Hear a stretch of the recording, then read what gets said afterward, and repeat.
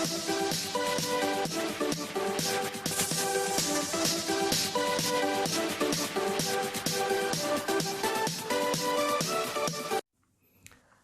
મિત્રો, હું મિત્તલ ચુડગર આપનું સ્વાગત કરું છું।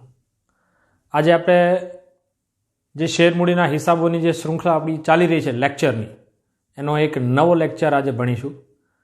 આ ચેપ્ટરનો મેઇન પાર્ટ એટલે કે શેર જપ્તી।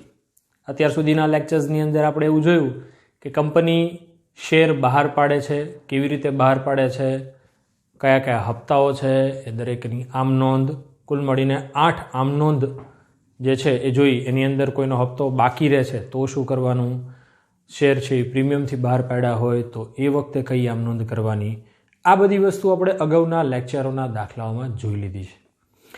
હવે શું છે તો હવેનો જે દાખલો છે એ આપણા ચેપ્ટરનો મેઇન પાર્ટ છે, જેમાં કંપની જે છે એ જે લોકો શેર નથી ભરતા, શેરના રૂપિયા નથી ભરતા, અરજી કરી હશે, કંપનીને શેર અલોટ કર્યા હશે, પણ નેક્સ્ટ એના પછીનો હપ્તો એટલે મંજૂરી હશે અથવા પ્રથમ હપ્તો હશે અથવા આખરી હપ્તો હશે, આવો કોઈ પણ હપ્તો એ લોકો કોઈ પણ કારણોસર નથી ભરતા, એ વખતે કંપની પાસે એક રાઇટ છે કે એમના શેર જપ્ત કરી શકશે। તો કંપની અગર ધારશે તો આવા જે લોકો જેને કંપનીને આગળના હપ્તાઓના નાણાં ચૂકવ્યા નથી, આવા લોકોના શેર કંપની જપ્ત કરી લેશે। હવે કંપની જપ્ત કરશે ત્યારે શું થશે તો કંપની જ્યારે જપ્ત કરશે એ વખતે કંપની એના શેર તો લઈ જ લેશે, પણ એને અત્યાર સુધી જે પણ રકમ ભરી હશે એ રકમની પણ જપ્તી કરશે, એટલે કે એ રકમ એને પરત નહીં કરે।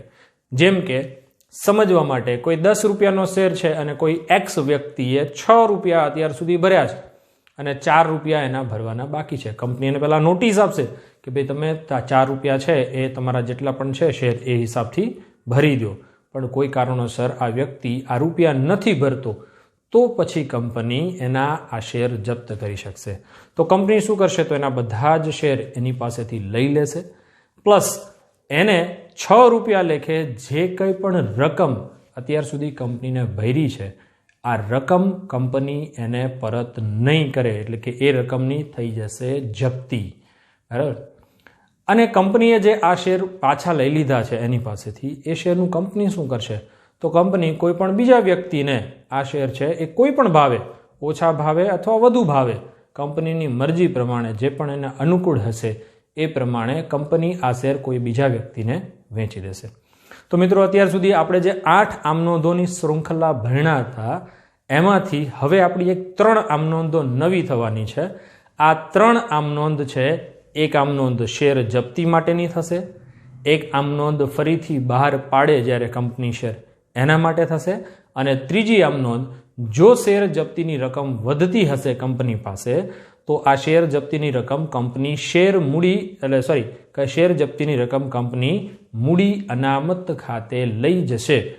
આ જે મૂડી અનામત ખાતે લઈ જવાની છે કંપની, આ રકમની એક આમનોંધ, આવી 3 આમનોંધો આપણી વધશે। તમને જે પણ દાખલો પરીક્ષામાં પૂછાશે ત્યાં એમાં લગભગ એટલે 99.99% એવું કહેવાય કે જપ્તી વગરનો દાખલો તમને પૂછશે જ નહીં। એટલે હવેનો જે આપણે પાર્ટ ભણવા જઈ રહ્યા છીએ એ તમારા પેપરની અંદર આવવાનો જ છે। બની શકે કે એ કઈ રીતે આવે છે, મતલબ કે કેટલા મોટા સ્વરૂપથી આવે છે એ રકમ ઉપર ડિપેન્ડ કરતું હશે। 8 માર્કના સળંગ દાખલામાં પણ આ પાર્ટ આવી શકે। ઘણી વખત એવું થાય છે કે 8 માર્કની બદલે 4 માર્કના 2 દાખલા આવી જાય, તો જો 4 માર્કના 2 દાખલા હશે તો ડેફિનેટલી અત્યારે જે આપણે ભણી રહ્યા છીએ એમાંનો જ અથવા તો એના જેવો જ કોઈ દાખલો 4 માર્કના 2 દાખલાઓની અંદર મૂકેલો હશે। અત્યારે આપણે શરૂઆત જે છે શેર જપ્તીની આખા દાખલાથી નથી કરતા, ફક્ત જપ્તીનો પાર્ટ, ફરીથી બહાર પાડવાનો પાર્ટ, એ જે પાર્ટ છે એનો એક ટૂંકો દાખલો, એવા 3 દાખલાની એક શૃંખલા છે।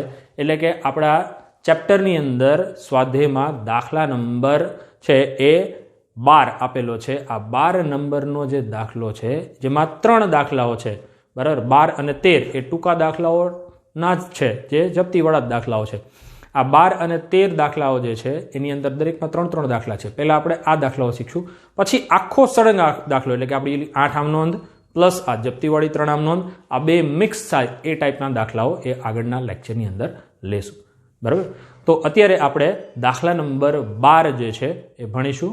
તો જોઈએ આપણે દાખલા નંબર 12 માટેની રકમ. તો પહેલો દાખલો છે આપણો. અહીંયા 12મા દાખલામાં આપણને નાના નાના 3 દાખલાઓ આપ્યા છે. આ ત્રણેય દાખલાની અંદર આપણે શેર જપ્તી અને આ શેર ફરીથી બહાર પાડવાની આમ નોંધો આપણે કરવાની છે. તો આ જે ત્રણેય દાખલા છે એમાં પહેલો દાખલો આપણે જોઈએ કે ₹10નો એક એવા 800 ઇક્વિટી શેર ધારણ કરનાર એક શેર હોલ્ડરોએ મંજૂરીના શેર દીઠ 4 તથા હપ્તાના શેર દીઠ 3 નહીં ચૂકવતા કંપનીએ તેના શેર જપ્ત કર્યા. જો આ દાખલાઓમાં રકમ ખૂબ મહત્વની હોય છે. એક એક શબ્દ પણ ઠીક સમજીને તમારે ચાલવો પડશે. અહીંયા આપણને બે વાત કરી, મંજૂરીના 4 અને હપ્તાના 3 નહીં ભરવાથી. તો અહીંયા આપણે પહેલા દાખલાની થોડી ગણતરી મૂકી દઈએ.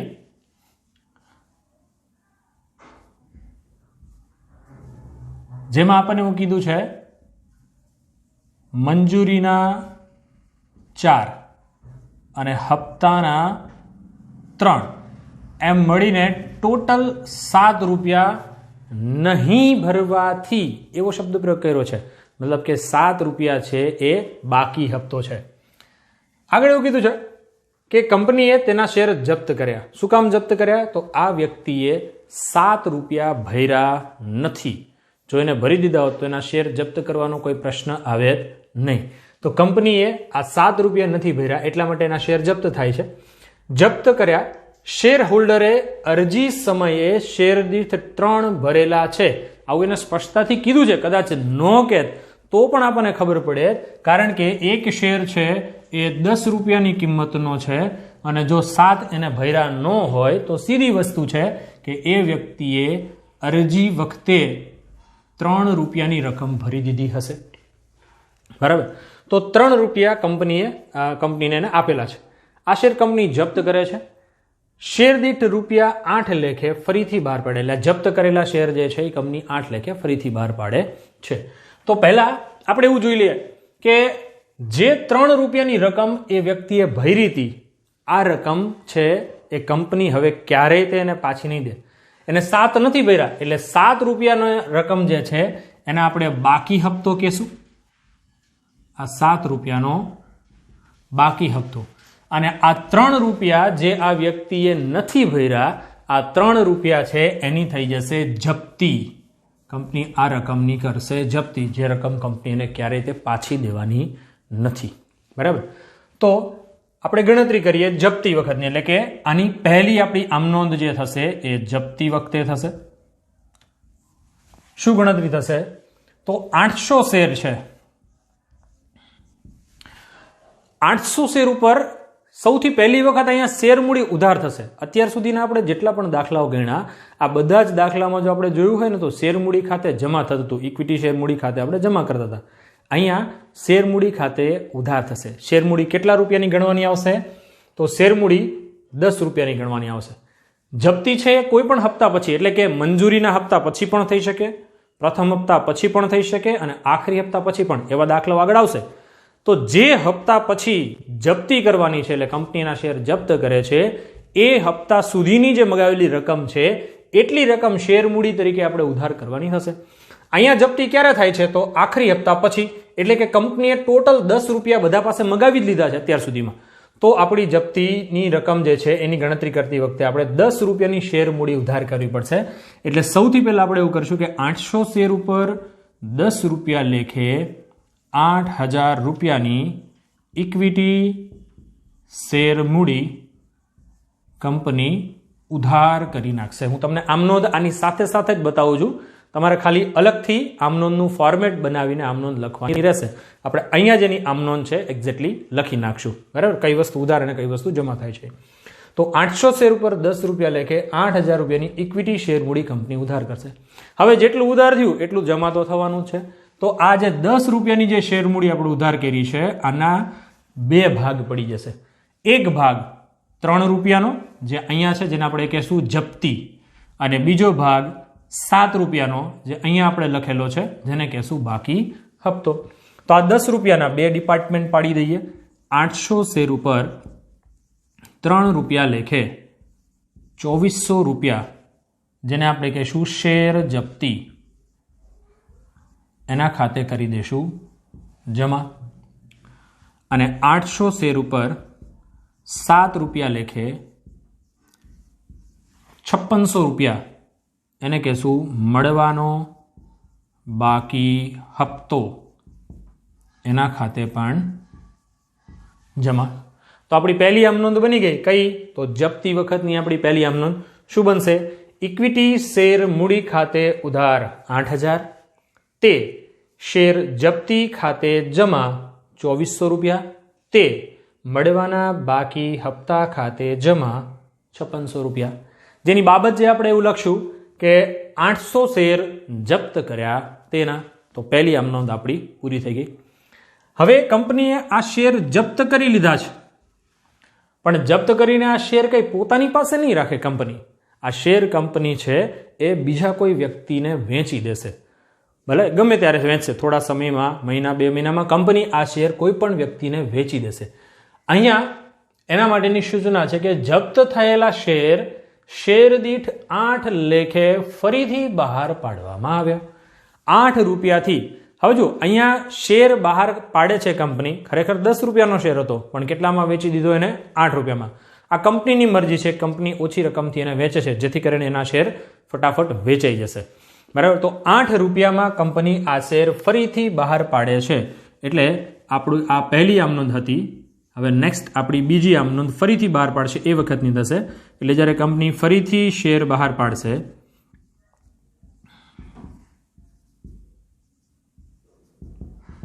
કેટલા રૂપિયામાં બહાર પાડ્યા? તો 8 રૂપિયામાં કંપનીએ આ શેર ફરીથી બહાર પાડ્યા છે. જે વ્યક્તિએ આ શેર ખરીદા હશે એ વ્યક્તિએ કંપનીને એક શેરના 8 રૂપિયા ચૂકવા હશે. શેરની સંખ્યા છે 800. એટલે આપણે અહીંયા કેલ્ક્યુલેશન કરશું કે 800 શેર ઉપર 8 રૂપિયા લેખે 6400 રૂપિયા એ કંપનીના બેંક ખાતામાં આવી જશે. એટલે કે બેંક મેળવનાર અને મેળવનાર ખાતે ઉધાર. તો આપણી આમનોંધનો પહેલો પાર્ટ એનો બને કે બેંક ખાતે ઉધાર. કેટલા રૂપિયા? 6400 રૂપિયા. હવે ખરેખર શેર તો 10 રૂપિયાનો હતો, કંપનીએ 8 રૂપિયામાં આપ્યો છે. 2 રૂપિયાનું આમ જોઈએ તો કંપનીને નુકસાન જઈ રહ્યું છે, પણ આ નુકસાન કંપની ખરેખર નથી ભોગવતી. કંપની આ 2 રૂપિયાનું શું કરશે અથવા ક્યાંથી લાવશે? તો આપણે અહીંયા જોઈ શકીએ છીએ આગળના દાખલામાં, આગળની જે આમનોંધ છે એમાં કંપનીએ 3 રૂપિયા લેખેની રકમ જે આગળનો શેર હોલ્ડર હતો એના જ્યારે શેર જપ્ત કર્યા એને જે 3 રૂપિયા ભર્યા હતા, આ 3 રૂપિયા કંપની એને ક્યારેય પાછી દેવાની નથી. તો આ 3 રૂપિયામાંથી 2 રૂપિયા લેખે જે પણ રકમ થતી હશે એ રકમ કંપની અહીંયા ફાયદા તરીકે મૂકી દેશે. એટલે કે અહીંયા આપણને જે 2 રૂપિયા ખૂટે છે, 800 શેર ઉપર 2 રૂપિયા લેખે 1600 રૂપિયા એ ક્યાંથી આવશે? તો શેર જપ્તીમાંથી આવશે. તો શેર જપ્તી ખાતે પણ ઉધાર. અને આ બેનો ટોટલ કરી દઈએ તો 6400 અને 1600 એટલે કે 8000 રૂપિયાની રકમ અહીંયા કેલ્ક્યુલેટ કરીએ તો 800 ઉપર 10 લેખે 8000 જે બનશે ઇક્વિટી શેર મૂડી. એ ઇક્વિટી શેર મૂડી ખાતે જમા. તો આપણી સેકન્ડ આમનોંધ થઈ ગઈ. બેંક ખાતે ઉધાર 6400, શેર જપ્તી ખાતે ઉધાર 1600 અને તે ઇક્વિટી શેર મૂડી ખાતે જમા 8000. બાબત જે એની લખશું કે 800 શેર રૂપિયા 8 લેખે ફરીથી બહાર પાડ્યા તેના. બરાબર. તો આ બીજી આમનોંધ આપણી અહીંયા પૂરી થઈ જાય છે. નેક્સ્ટ એના પછી ત્રીજી આમનોંધ. આ ત્રીજી આમનોંધ શેની છે? તો ત્રીજી આમનોંધ છે મૂડી અનામતની. આપણે અગાઉ 11માં ભણી ગયા એક સામાન્ય અનામત નામનું એક ખાતું આવતું હતું. સામાન્ય અનામતમાં આપણે એવું કરતા હતા કે કંપની જે છે એ પોતાનો નફો છે એ સામાન્ય અનામતના ખાતામાં લઈ જતી હતી અને જરૂર જ્યારે કંપનીને પડે છે ત્યારે સામાન્ય અનામતમાંથી એ રૂપિયાને કંપની વાપરી શકતી હતી. આ એક પ્રકારનું સરપ્લસ બેલેન્સ, કંપની સરપ્લસ નફો છે કંપની માટે. એવી જ રીતે મૂડીમાંથી જ્યારે કોઈ નફો થાય છે એને મૂડી નફો તરીકે ઓળખવામાં આવે છે અને આ મૂડી નફો મૂડી અનામત ખાતે લઈ જવામાં આવે છે તો આ જે ત્રીજી આમનોંધ આપણી છે એ મૂડી અનામતની થશે. આ મૂડી અનામતમાં રૂપિયા લઈ જવાના. આ ક્યાંથી લઈ જવાના? તો જો કંપનીએ અહીંયા 2400 રૂપિયાની જપ્તી કરી હતી. જે વ્યક્તિના શેર જપ્ત કર્યા એની પાસેથી 2400 રૂપિયા કંપનીએ, મતલબ કે એને જે ભર્યા હતા એ હવે એને પાછા દીધા નથી. તો કંપની પાસે કેટલા રૂપિયા રહ્યા? 2400. એ 2400 રૂપિયામાંથી કંપનીએ એ શેર ફરીથી બહાર જ્યારે પાડ્યા ત્યારે 1600 રૂપિયાનો ફાયદો એ બીજા વ્યક્તિને કરી દીધો. તો 2400 માંથી 1600 રૂપિયાનો ઉપયોગ થઈ ગયો એવું આપણે કહી શકીએ. તો 2400 માંથી 1600 જશે, બાકી જે કઈ રકમ વધશે એ રકમ મૂડી અનામતમાં જશે.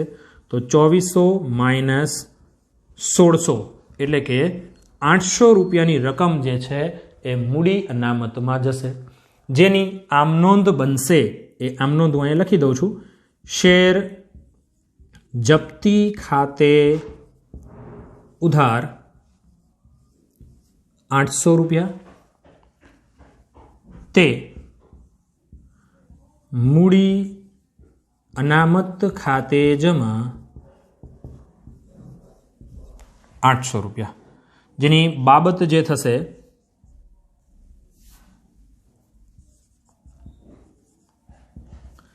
શેર જપ્તીની રકમ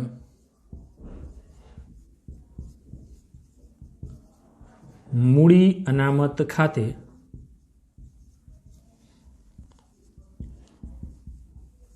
લઈ ગયા તેના. બરાબર. તો આપણો આ પહેલો દાખલો જે છે એ અહીંયા પૂરો થઈ જાય છે. 3 પ્રકારની આમનોંધ અહીંયા કરવાની થશે. એક જપ્તી, પછી ફરીથી બહાર પાડ્યા અને એમાંથી જે રૂપિયા વધ્યા જપ્તીના એ રકમ આપણે લઈ ગયા મૂડી અનામતમાં. તો આ 3 આમનોંધ, આ 2 આમનોંધ મેં તમને અહીંયા જ ખાલી ઉધાર જમા કરીને લખી દીધું છે. બરાબર. આપણે જ્યારે પરીક્ષામાં દાખલો કરીએ ત્યારે આ આપણી વર્કિંગ નોટ છે. આમનોંધ આપણે જે પ્રકારનું આમનોંધનું ફોર્મેટ બનાવીએ છીએ એ પ્રકારનું આમનોંધનું ફોર્મેટ, તારીખ, વિગત, ખાપા, ઉધાર જમા એવું ફોર્મેટ બનાવીને આ આમનોંધ છે આમનોંધના ફોર્મેટમાં લખવાની છે. આ ફક્ત આપણા માટે વર્કિંગ નોટનો એક પાર્ટ છે. અહીંયા મેં તમને અત્યારે ઉધાર જમા કરી દીધું છે એ પ્રમાણેની આમનોંધ તમારે લખવાની રહેશે. ઓકે, ચલો નેક્સ્ટ એના પછીનો બીજો દાખલો એ પણ આ ટાઈપનો જ છે. થોડો ચેન્જીસ છે, જોઈએ શું છે.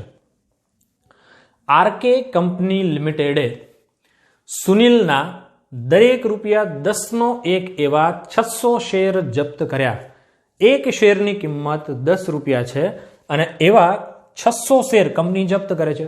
શું કામ જપ્ત કરે છે? તો અહીં કીધું છે સુનિલે શેર અરજી અને મંજૂરી પેટે 5 ભરેલા હતા. કેટલા રૂપિયાને ભર્યા છે? 5. શેના? તો અરજી અને મંજૂરીના. આ બંનેના થઈને સુનિલે અરજી અને મંજૂરી આ બંને મળીને કંપનીને 5 રૂપિયા સુનિલે આપેલા છે. જ્યારે પ્રથમ હપ્તાના અને બીજા હપ્તાના અનુક્રમે 3 અને 2 ભર્યા ન હતા. પ્રથમ હપ્તાના 3 રૂપિયા અને બીજા હપ્તાના અથવા તો આખરી હપ્તાના 2 રૂપિયા, એટલે કે ટોટલ જો કરીએ તો 5 રૂપિયાની રકમ ભરી ન હતી. તેમાંથી 400 શેર ₹6 ભાવથી મિત્તલને વેચ્યા. બરાબર. તો 400 શેર છે એ કંપની એને ફરીથી બહાર પાડે છે. તો અહીંયા આપણે જોઈએ તો અરજી વખતે અરજી અને મંજૂરીના 5 રૂપિયા સુનિલે ભરેલા છે. પ્રથમ અને બીજા હપ્તાના બીજા 5 રૂપિયા એને જે ભરવાના હતા એ નથી ભર્યા. એટલા માટે કંપની એના શેર જપ્ત કરે છે. ક્યારે જપ્ત કરે છે? તો આખરી હપ્તા પછી, એટલે કે છેલ્લો હપ્તો જે 2 રૂપિયા કંપનીએ મગાવી લીધો એના પછી કંપની આ શેરને જપ્ત કરે છે. બરાબર. તો હવે આમનોંધ આપણી કેવા પ્રકારની થશે? તો પહેલા આપણે એની ગણતરી કરી લઈએ. પહેલી ગણતરી આપણી જપ્તી માટેની. બરાબર. સૌથી પહેલા શેર મૂડી આપણી ઉધાર થશે. શેર કેટલા છે? તો 600 શેર કંપની છે એ સુનિલના જપ્ત કરે છે. એટલે આપણે અહીંયા ગણતરી 600 શેર ઉપર કરશું. 600 શેર એના ઉપર 10 રૂપિયા લેખે 6000 રૂપિયાની ઇક્વિટી શેર મૂડી કંપની ઉધાર કરશે. બરાબર. 600 શેર ઉપર 10 રૂપિયા લેખે 6000 રૂપિયાની ઇક્વિટી શેર મૂડી ઉધાર થઈ. હવે જો જે રકમ એને ભરી દીધી છે, 5 રૂપિયા ભરી દીધા છે, આ જે ભર્યા છે એને આપણે કહીશું જપ્તી, અને જે નથી ભર્યા એને કહીશું બાકી હપ્તો. જે ભર્યા છે એ થઈ ગઈ જપ્તી, અને જે નથી ભર્યા એ બાકી હપ્તો. એટલે આ 10 રૂપિયાના અહીંથી આપણને બે ભાગ પડી જશે, 5 અને 5. 5ની જપ્તી, 5નો બાકી હપ્તો, જે બંને રકમ જમા થઈ જશે. એટલે કે 600 શેર ઉપર 5 રૂપિયા લેખે 3000 રૂપિયાની રકમ છે, એને આપણે કહીશું શેર જપ્તી. તો શેર જપ્તી ખાતે રકમ થઈ જશે જમા. અને 600 શેર ઉપર 5 રૂપિયા લેખે 3000 રૂપિયા હજી બાકી છે, જેને કહેશું મળવાનો બાકી હપ્તો, એના ખાતે પણ જમા. તો આપણી આ પહેલી આમ નોંધ થઈ ગઈ. તો બાબત જે થશે, કંપનીએ 600 શેર જપ્ત કર્યા તેના. કંપનીએ 600 શેર જપ્ત કર્યા છે, અને જપ્ત કરેલા આ જે શેર છે એમાંથી બધા કંપની બહાર નથી પાડતી. આપણને જો સૂચના એવી છે, કંપનીએ 400 શેર 6ના ભાવથી મિત્તલને વેચ્યા. ફક્ત 400 શેર કંપનીએ વેચ્યા છે, જપ્ત 600 કર્યા છે. તો બહાર પાડવાની જે ગણતરી છે, ફરીથી જે કંપની શેર બહાર પાડશે ત્યાં આપણી જે બીજી આમ નોંધ છે, ફરીથી બહાર પાડ્યા.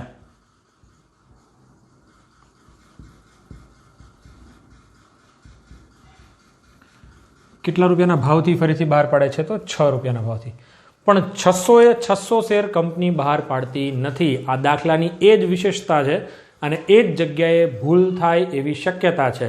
એટલે ખાસ ધ્યાનમાં રાખવાનું છે, 600 શેર જપ્ત કર્યા છે, પણ ફરીથી બહાર પાડ્યા છે 400 શેર જ. તો આપણી ગણતરી 400 શેર ઉપર રહેશે.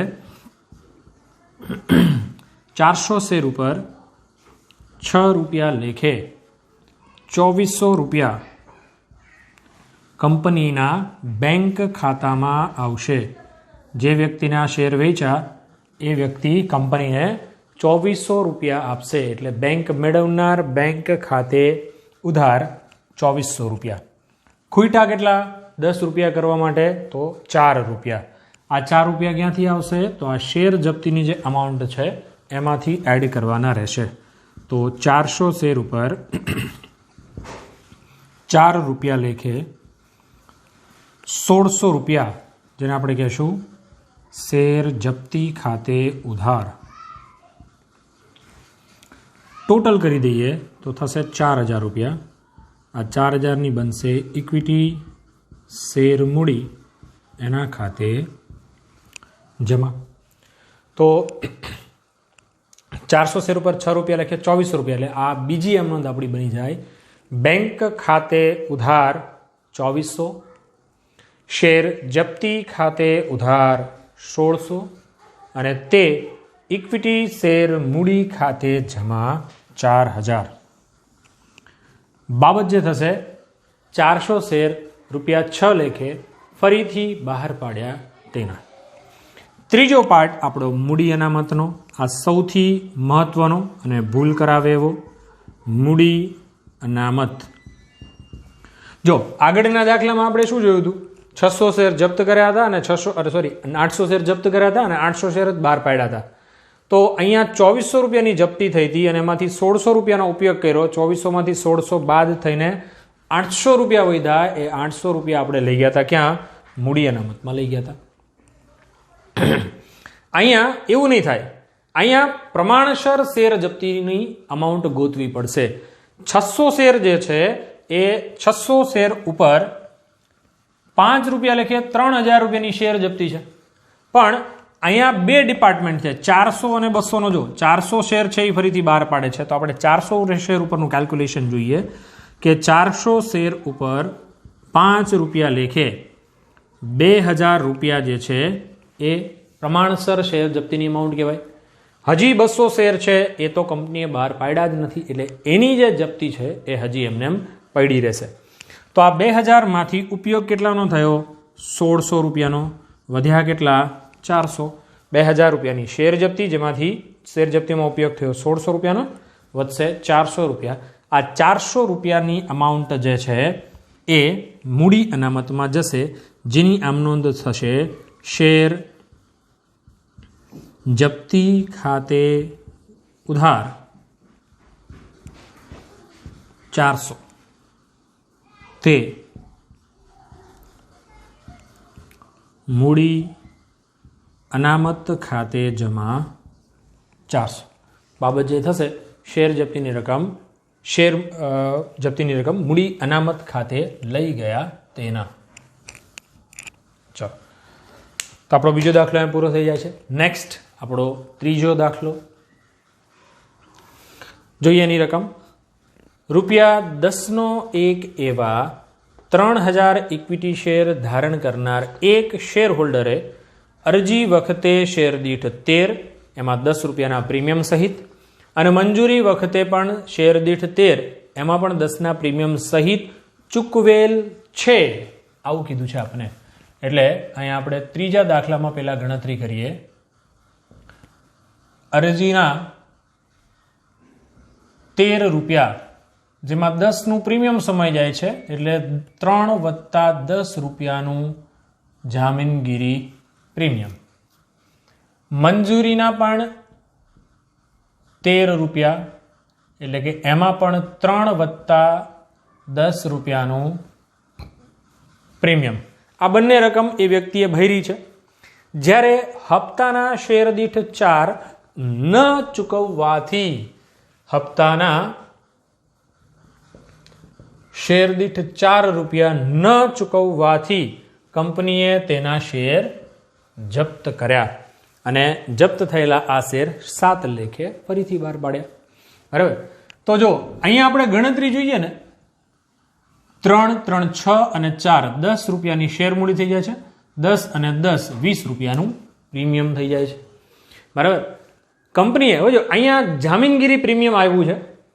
તમારે એવું ધ્યાનમાં રાખવાનું છે, જ્યારે જામીનગીરી પ્રીમિયમ વાળો દાખલો હોય, જ્યારે દાખલાની અંદર પ્રીમિયમ હોય, તો આ પ્રીમિયમ ભરાઈ ગયું છે કે ભરવાનું બાકી છે. આ દાખલામાં આ વ્યક્તિએ આ પ્રીમિયમની રકમ ભરી દીધી છે. અરજીના 13 ભર્યા, જેમાં 10 પ્રીમિયમ ભરી દીધું. મંજૂરીના 13 ભર્યા, એમાં પણ 10 પ્રીમિયમ ભરી દીધું. તો હવે યાદ રાખવાનું કે જો જામીનગીરી પ્રીમિયમ ભરાઈ ગયું હોય તો આ જામીનગીરી પ્રીમિયમ આપણા માટે કોઈ કામનું નથી. આ જામીનગીરી પ્રીમિયમ ભૂલી જવાનું. જેમ કે દાખલામાં આપ્યું જ નથી એમ સમજીને થોડી વાર માટે જામીનગીરી પ્રીમિયમ ભૂલી જવાનું છે. જામીનગીરી પ્રીમિયમની કોઈ જ અસર કરવાની નથી અને કોઈ જ ગણતરી પણ કરવાની નથી. તો પછી જો આપણે જોઈએ તો અહીંયા અરજી અને મંજૂરીના 3 અને 3, ₹6 કંપનીને ભર્યા છે એવું સમજીએ તો ₹6 જપ્તી થશે. ₹6 જપ્તી અને ₹4 બાકી હપ્તો, ₹10 આપણો હિસાબ થઈ જશે. હવે આપણે ગણતરી કરીએ પહેલી આમ નોંધ માટે. શેર જપ્તી. શેરની સંખ્યા છે 3000. ગણતરી થશે 3000 × 10, ₹30,000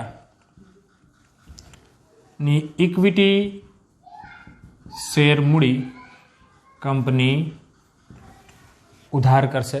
3000 ઉપર ₹10 લેખે ₹30,000 ઇક્વિટી શેર મૂડી કંપની ઉધાર કરશે.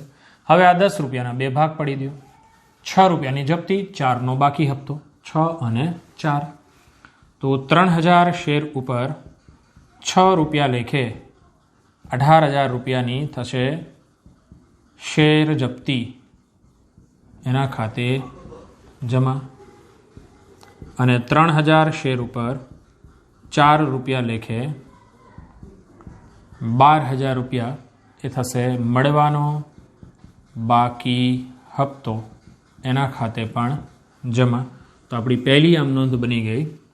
ઇક્વિટી શેર મૂડી ખાતે ઉધાર 30,000, તે શેર જપ્તી ખાતે જમા 18,000, તે મળવાના બાકી હપ્તા ખાતે જમા 12,000. હવે આ જે 3000 શેર કંપનીએ જપ્ત કર્યા છે, આ શેર કંપની ફરીથી બહાર પાડશે. કેટલા રૂપિયામાં બહાર પાડે છે? તો ₹7 લેખે કંપની આ શેર ફરીથી બહાર પાડે છે. તો 7 રૂપિયા લેખે કંપનીની ગણતરી કરશે કે 3000 શેર ઉપર 7 રૂપિયા લેખે 21,000 રૂપિયા એ કંપનીના બેંક ખાતામાં આવી જશે. જે પણ વ્યક્તિ આ શેર ખરીદશે એ કંપનીને 21,000 રૂપિયા આપશે. આ શેર કંપનીના આ રૂપિયા કંપનીના બેંકમાં આવશે, એટલે કે બેંક ખાતે ઉધાર. 10 રૂપિયાનો શેર કરવા માટે હજી ખૂટે છે 3 રૂપિયાની રકમ. 3000 શેર ઉપર 3 રૂપિયા લેખે 9,000 રૂપિયા એ શેમાંથી આવશે? તો જે જપ્તીના 18,000 પડ્યા છે એમાંથી આવશે, એટલે કે શેર જપ્તી ખાતે ઉધાર.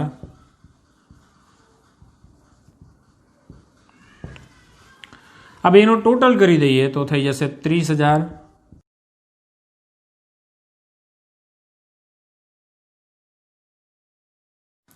ઇક્વિટી શેર મૂડી ખાતે જમા.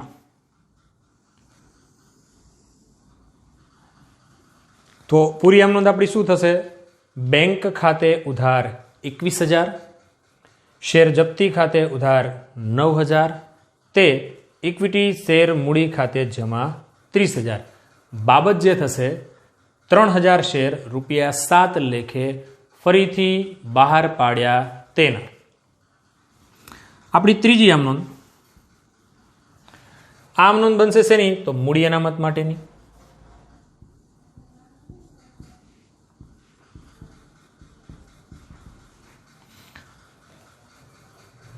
શેર જપ્તીમાં કેટલા રૂપિયા હતા? 18,000. કંપની 18,000 રૂપિયા જપ્ત કરી લીધા છે, જેમાંથી ઉપયોગ કેટલાનો કર્યો? 9,000. વધ્યા કેટલા? 9,000. આ 9,000 રૂપિયાની રકમ મૂડી અનામતમાં જશે. તો અહીંયા આપણે ગણતરી કરીએ કે ભાઈ 18,000 માઇનસ 9,000 વધશે 9,000. તો આ 9,000 રૂપિયાની રકમ છે એ મૂડી અનામતમાં જશે.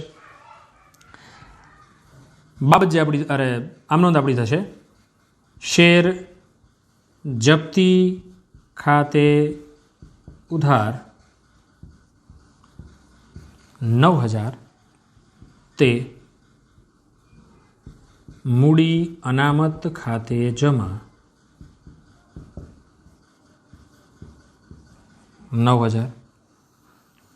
બાબત જે થશે શેર જપ્તીની રકમ મૂડી અનામત ખાતે લઈ ગયા તેના. જો ફરી પાછું અહીંયા ત્રણેય દાખલાની કમ્પેરિઝન એકવાર જોઈ લઈએ. અહીંયા 800 શેર જપ્ત કર્યા હતા અને 800 જ બહાર પડ્યા, તો આપણે શેર જપ્તીની રકમ સીધી માઇનસ કરી શકાય. 2400માંથી 1600ની જપ્તી નીકળી જાય છે અને 800 રૂપિયા મૂડી અનામતમાં જાય છે. બીજા દાખલામાં થોડી અલગ વિશેષતા હતી, જેમાં 600 શેર જપ્ત કર્યા હતા પણ 400 જ બહાર પાડ્યા. તો 400 શેરના મૂડી અનામતની આપણે ગણતરી કરી હતી. સીધા 3,000માંથી 1600 રૂપિયા બાદ નથી કર્યા. બરાબર. આ ખાસ બીજા દાખલા માટે તમારે ધ્યાનમાં રાખવાનું છે કે 400 શેર ઉપરની પ્રમાણસર જપ્તીની રકમ લાવ્યા 2,000, 400 પર 5 રૂપિયા લેખે, અને એમાંથી 1600 રૂપિયા માઇનસ થઈને 400 રૂપિયાની જે છે એ રકમ મૂડી અનામતમાં જાય છે. જ્યારે અહીંયા 3,000 શેર જપ્ત કર્યા હતા, 3,000 બહાર પાડ્યા, તો સીધી જ ગણતરી 18,000માંથી 9,000 જઈને વધ્યા 9,000. આ 9,000ની રકમ મૂડી અનામતમાં જશે. બરાબર. તો ત્રીજો દાખલો પણ અહીંયા આપણો સરસ રીતે પૂરો થઈ જાય છે. બરાબર. આ આપણા શેર મૂડીના વ્યવહારોના ચેપ્ટરનો બહુ મહત્વના દાખલાઓ છે. હજી આના જેવો 13મો દાખલો, એમાં પણ આવી જ રીતે 3 ટૂંકા દાખલાઓ આપ્યા છે. બરાબર. આ ટૂંકા દાખલાઓ જો તમે સરસ રીતે સમજી જશો તો મોટા દાખલાઓ સમજવામાં ઘણી બધી સરળતા રહેશે. તો આશા છે કે તમને સરસ સમજાણું હશે. આ વિડીયો ફરી પાછો રિપીટ 1-2 વાર જોજો તો તમને આ દાખલાઓની સ્પષ્ટતા થોડી વધશે. તેમ છતાં કાંઈ પણ તમને મુશ્કેલી લાગે તો આપણું કોમેન્ટ સેક્શન છે એની અંદર જઈને તમે મને કોમેન્ટ કરીને જણાવી શકો છો. હું ચોક્કસથી તમારી મુશ્કેલી સોલ્વ કરવા માટેનો પ્રયત્ન કરીશ. બરાબર. આ પછીના નેક્સ્ટ 13મા દાખલા સાથે ફરી પાછા આપણે મળશું. ત્યાં સુધી નમસ્તે, જય હિન્દ.